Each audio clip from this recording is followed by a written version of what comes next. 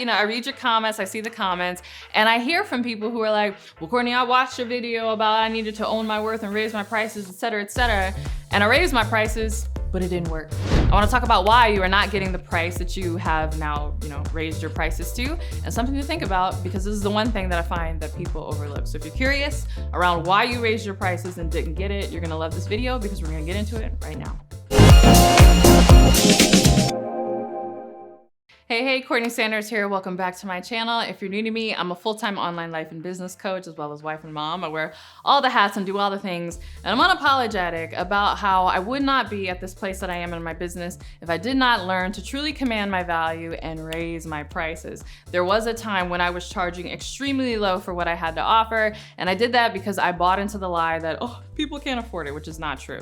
There were people who not only could afford it, they were actually turned off by my super low prices and were going across the street to other coaches and paying them 10 times what I was charging because I didn't realize that I was not commanding my value. And so I talk about this a lot, but I read your comments, I see the comments, and I hear from people who are like, well, Courtney, I watched your video about I needed to own my worth and raise my prices, et cetera, and I raised my prices, but it didn't work, right? I raised my prices and my audience still can't buy. They're still saying they can't afford it or that is too expensive or whatever. What do I do? Is it possible? Are there people in the world who really pay for my coaching at this pricing that you say is possible for me? And my answer is yes, but I want to talk about why you are not getting the price that you have now, raised your prices to, and something to think about, because this is the one thing that I find that people overlook. So if you're curious around why you raised your prices and didn't get it, you're gonna love this video because we're gonna get into it right now. All right, I'm gonna make this short and sweet. Well, I don't know how short it's gonna be. I also don't know how sweet it's gonna be, but I'm gonna get right to the point, even if it might hurt your feelings a little bit. The reason why you raised your prices and didn't get it is because you're still trying to convince instead of convey. Meaning, you are speaking to an audience that you have to convince of your value rather than conveying your value to an audience that already wants what you are selling. An example that I use all the time is, sneakerheads, sneaker fanatics. I think about Air Jordans and how people will wait in line. StockX, that website, my husband sometimes buys sneakers on there, right? There's all these conventions like Miami, LA, whatever, some new shoes coming out. And you have people who are lined around the block who cannot wait to pay $600, $1,200, sometimes $3,000, $4,000, $5,000, $6,000 for these super special, one-of-a-kind, collector's edition sneakers.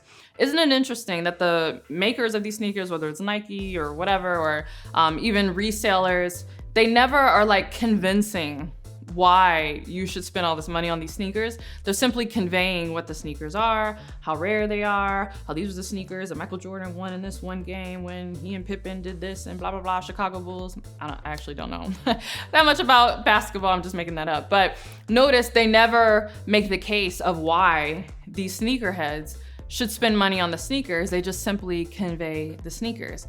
There's a reason for that. Many of us who raise our prices and find that we can't get it, what we're actually doing is we're trying to convince people who haven't already made up their mind that they want what it is that we're offering. That's the issue. That's why you raise your prices and can't get it. You are still in convincing mode. If you have to convince the person that they want it, you actually have to do 2 steps, because now you have to convince them that this purchase makes sense in the grand scheme of things, and then you have to convince them to do business with you.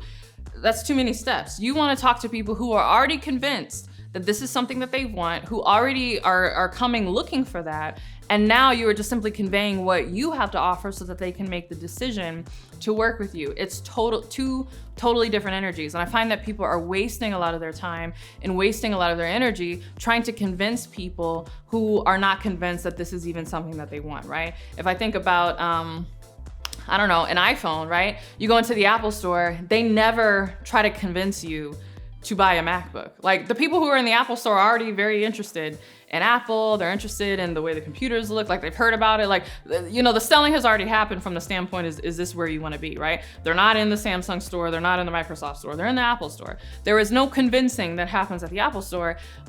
They're simply conveying, literally, oh, look at this laptop.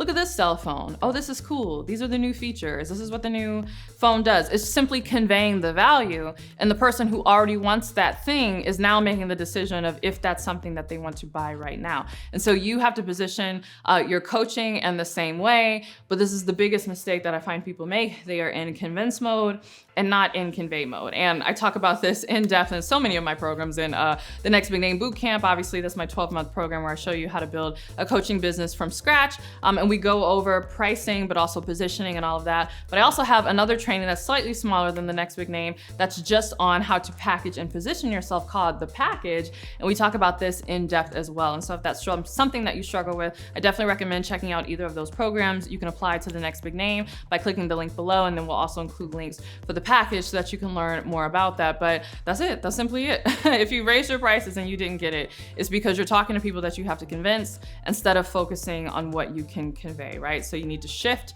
your demographic and your target market and speak to people who don't need convincing because they already want what it is that you're offering. You just need to convey to them why they want it from you. So hopefully that was helpful. If you like this video, don't forget to give it a thumbs up and subscribe. And if you can't wait for my next video, make sure that you subscribe to my podcast, The Courtney Sanders Show, on both iTunes and Spotify. And if you can't wait for my next podcast, make sure that you're following me on Instagram, CourtneyLSanders on Instagram. And with that, I'll see you in the next video.